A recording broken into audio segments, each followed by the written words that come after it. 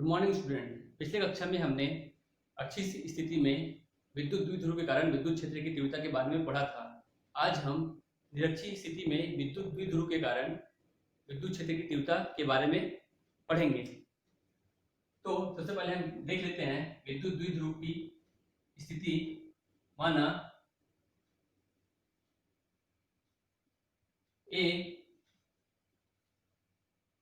A B कोई बिंदु है, एक दूसरे से 2a दूरी पर स्थित है। तो ये हो गया विद्युत द्विध्रुव और ए पर धनावेश है, बी पर ऋण आवेश है। ए बी का मध्य बिंदु ओ है, ओ से किसी बिंदु पर ऊपर बिंदु P है। तो बिंदु P पर कोई आवेश रखा है, परीक्षण आवेश, धन आवेश है वो। तो Q आवेश के कारण बिंदु P पर एक विद्युत क्षेत्र की तीव्रता लगेगी और माइनस Q आवेश के कारण बिंदु P पर विद्युत क्षेत्र की तीव्रता हमें ज्ञात करनी है। तो ये धनावेश है और जो विद्युत क्षेत्र की जो रेखाएं हैं वह धनावेश से निकलती है और ऋणावेश की तरफ जाती है। तो बिंदु A पर धनावेश के कारण बिंदु P पर विद्युत क्षेत्र की तीव्रता की दिशा E1 है और इसकी दिशा ऊपर की तरफ होगी क्योंकि यह धनावेश है, ये भी धनावेश है। और बिंदु B के कारण बिंदु P पर विद्युत क्षेत्र की तीव्रता ऋणावेश के कारण इस तरफ होगी E2, ठीक है। और ये जो O है, O से बिंदु P की दूरी R है, O से बिंदु P की दूरी है R। तो धनावेश के कारण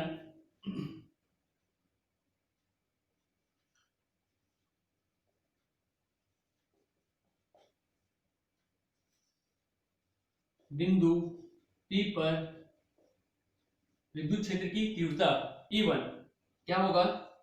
E1 इक्वल टू 1/4πε0 के Q, डिस्टेंस क्या है A और P का स्क्वायर, ठीक है। AP के अनुदिश। वैसे ही माइनस आवेश के कारण, ऋण आवेश के कारण बिंदु P पर विद्युत क्षेत्र की तीव्रता है E2। तो E2 का मान होगा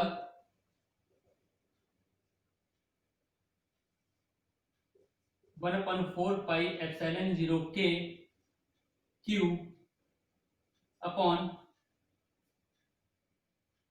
PB का स्क्वायर। और दिशा क्या होगा इसका? PB के अनुदिश। P से B की ओर विद्युत क्षेत्र की तीव्रता है, ठीक है। तो अब हम देख लेते हैं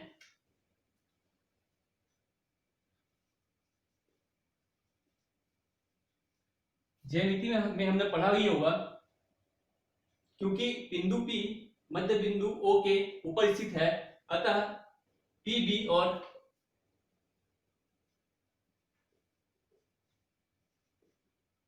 AP बराबर PB। ये AP और PB का डिस्टेंस इक्वल है और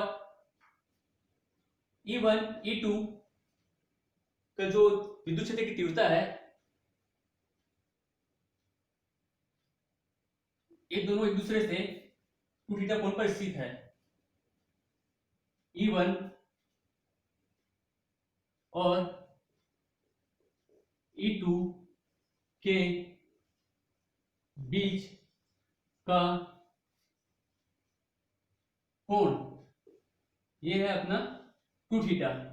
क्योंकि AP और PB बराबर है इसलिए E1 और E2 परिमाण में बराबर होंगे।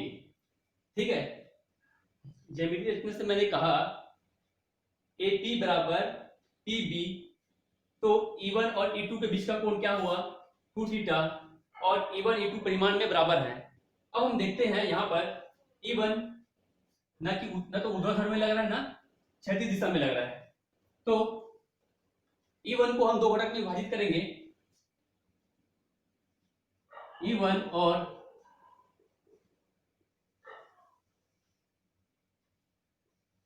E2 को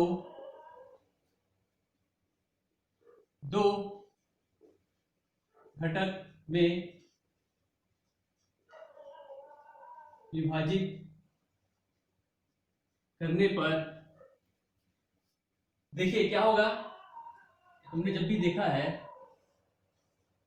ये है E1 और ये इसके बीच का कोण है थीटा, इसके दोनों के बीच का कोण है 2 थीटा, और ये होगा थीटा और ये थीटा। तो यहां पर जो हम लिखेंगे E1 cos थीटा लिखते हैं, और वैसे ही क्षैतिज घटक ये हो गया, और अपना ऊर्ध्वाधर घटक क्या होगा E1 sin theta.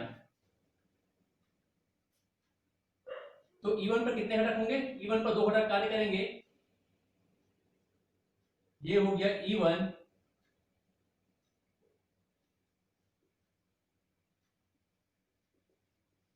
sin theta और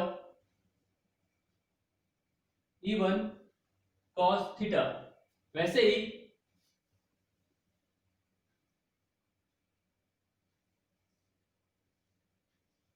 थीटा कौन है, ये वाला, इसको हम देखते हैं। यहाँ पर E2 है, इस दिशा में लग रहा है विद्युत क्षेत्र की तीव्रता, तो यहाँ पर हम क्या लिख सकते हैं, ये यहाँ पर जब जाएगा तो क्या होगा E2 cos थीटा लिखेंगे क्षैतिज घटक, और आपका ये ऊर्ध्वाधर घटक क्या होगा E2 sin थीटा, इसको हम लिखते हैं। तो यहां पर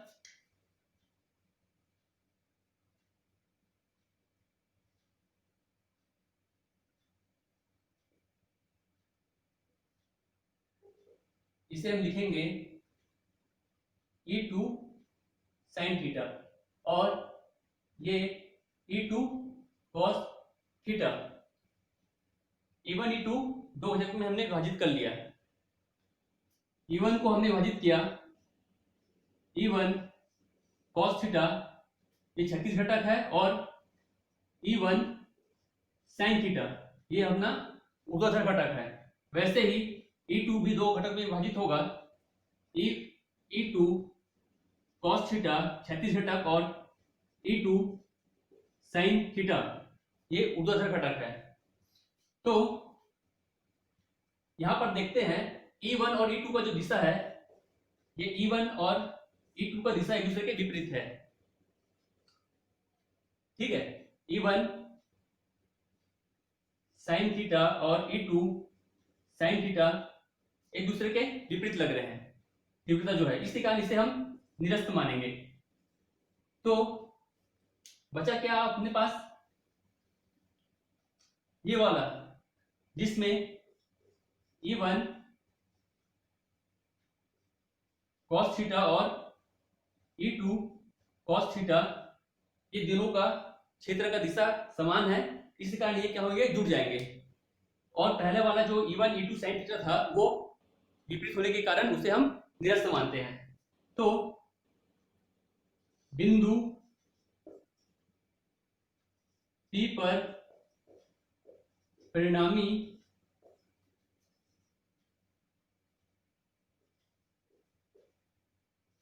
तीव्रता क्या होगा, E equal to E1 plus E2। हमने देखा है, sorry, E1 cos theta plus E2 cos theta. ठीक है, हमने देखा है E1 इक्वल टू E2, यहां पर से E1 और E1 E2 परिमाण में क्या होंगे, बराबर होंगे। इसके कारण E1 की जगह हम क्या लेंगे, E2 रख सकते हैं। तो दोनों को जब हम E1 के E2 की जगह हम क्या रखेंगे, E1 रखेंगे, तो अपना हो जाएगा ये E1 2E1 cos theta. E1 का मान यहां से ले लेते हैं, समीकरण 1 दे देते हैं इसे। समीकरण 1 से इक्वल टू होगा हमारा 2 into 4 pi epsilon 0 Q upon AP का स्क्वायर। ठीक है, 2 का 2 लिखे, E1 का मान 1/4 पाई एप्सिलॉन 0 के Q अपॉन AP का स्क्वायर, ये इसका मान हुआ। फिर किसका गुणा करेंगे, cos थीटा का गुणा करेंगे। अब यहां पर देखते हैं परिणामी तीव्रता हमारा निकला, ये निकला है। यहां पर दो अननोन है, एक AP का स्क्वायर निकालना है हमें और cos थीटा का मान निकालना है। तो इसे मैं मिटा देता हूं।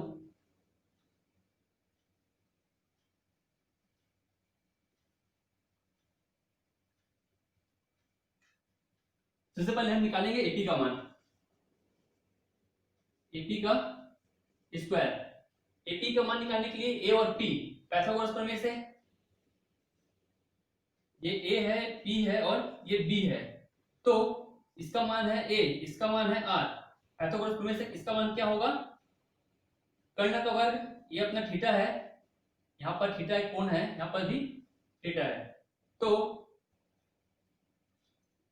थीटा के सामने वाला क्या होता है, लंब होता है और ये आधार होगा। तो पाइथागोरस प्रमेय से लंब का वर्ग प्लस आधार का वर्ग। ठीक है, AP का मान क्या हुआ, पाइथागोरस प्रमेय से निकालेंगे।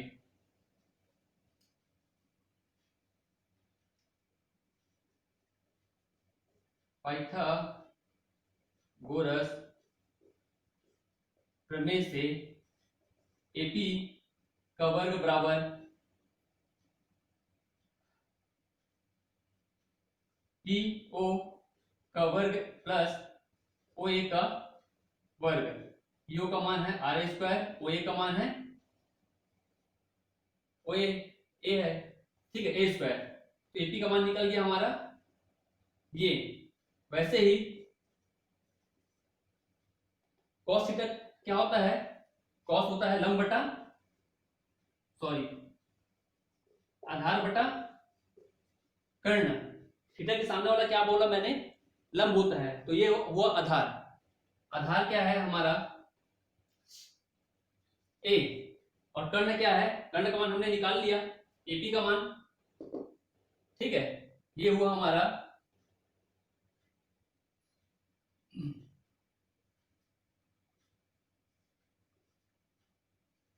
A स्क्वायर और R स्क्वायर।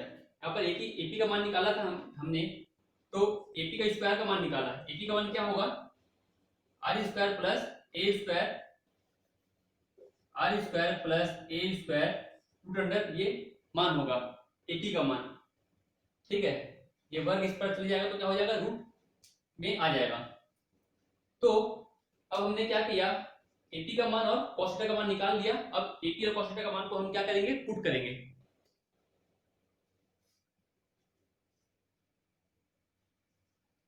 ई में इसे क्या देते समीकरण, कुछ भी समीकरण दे दीजिए आप, नाम 2 दे दीजिए। ठीक है, या फिर सीधा से AP व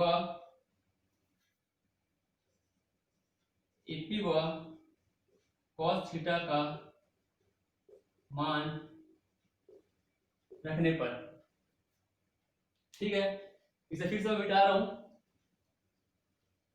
क्योंकि डेरिवेशन बड़ा है, इसी कारण मिटाना पड़ रहा है।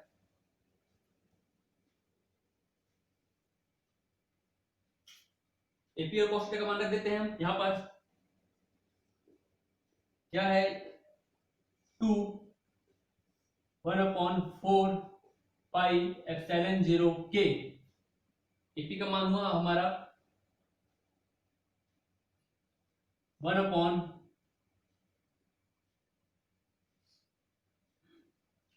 आर स्क्वायर और ए स्क्वायर, ये एटी का मान हुआ, एटी का वर्ग है ना, ठीक है। और cos थीटा का मान क्या निकाला हमने, a upon root under a square r square, ठीक है। तो यहां पर हम देख सकते हैं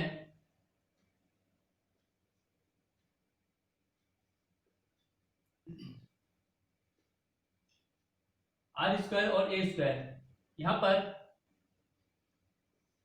are square plus A square है, ठीक है। और यहां पर है हमारा रूट अंडर है, रूट अंडर में हम का मतलब क्या होता है, ए स्क्वायर और आर स्क्वायर का 1/2, तो घाती क्या होती है, जुड़ जाती है, इसका घात में 1 है और ये 1 + 1/2, तो हमारा हुआ 3/2, सॉल्व करने पे आएगा। तो इसे जब हम दोनों को हल करेंगे तो हमारा क्या आएगा, हल करने पर 2 × 1/4πε0 k, यहाँ पास q का मान, q मैंने लिखा नहीं, ठीक है, a upon R square plus A square की घात में 3/2, यह हमारा 2qa क्या होता है, विद्युत द्विध्रुव आघूर्ण, 2qa विद्युत द्विध्रुव आघूर्ण, तो रख देते हैं 2qa की जगह हम क्या रख देते हैं, = P अपॉन 4πε0 k, और ये r का वर्ग प्लस a का वर्ग की घात में 3/2। तो बिंदु P पर जो परिणामी तीव्रता है वह उसका ये फॉर्मूला है,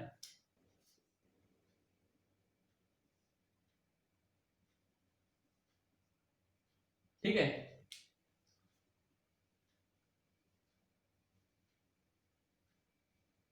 सदिश रूप में कैसे लिख सकते हैं हम इसे,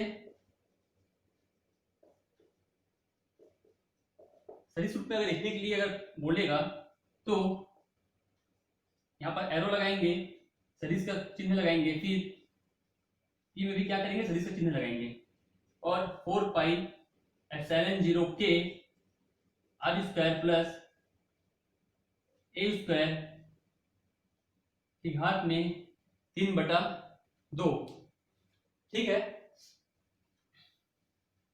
अब एक और कंडीशन लेते हैं, यदि ए आर का मान अत्यधिक है 1 से, यानी कि ए और बी के जो बीच का दूरी को हम एकदम नगण्य ले लेते हैं, तो ए का मान को हम 0 मान लेंगे। यहां पर क्या होगा हमारा, यदि आर ज्यादा है, बड़ा है कैपिटल ए से, स्मॉल ए से जो बड़ा है, तब हम लेंगे, तब मान क्या होगा, आएगा 4πε0 k, ए को क्या मान लेंगे, 0 मान ले रहे हैं, तो क्या आएगा, आर का स्क्वायर ए स्क्वायर और ये 2 × 3/2, ठीक है। आर का जो घात ऐसा कट जाएगा, ये तो शून्य हो गया, तो यहां पर मान आएगा हमारा आर की घात में 3,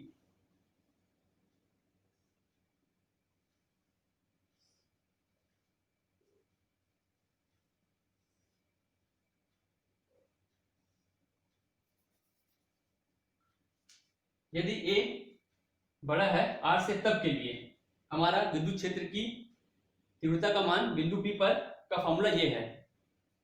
इसी को अगर सदिश रूप में अगर लिखने के लिए बोलेगा तो हम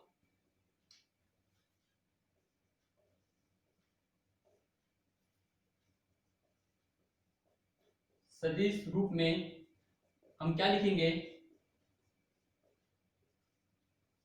P 4πε0 k और अपना r का क्यूब, ठीक है। यह के यहाँ पास के है, मतलब इसका मतलब हुआ कि यह किसी माध्यम में हम विद्युत क्षेत्र की तीव्रता ज्ञात कर रहे हैं। ये इसी को यदि हवा या निर्वात में बोलेगा, हवा या निर्वात में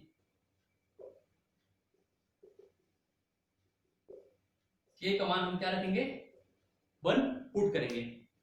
तो यह हमारा हुआ विद्युत द्विध्रुव के कारण विद्युत क्षेत्र की तीव्रता निरक्षीय स्थिति में।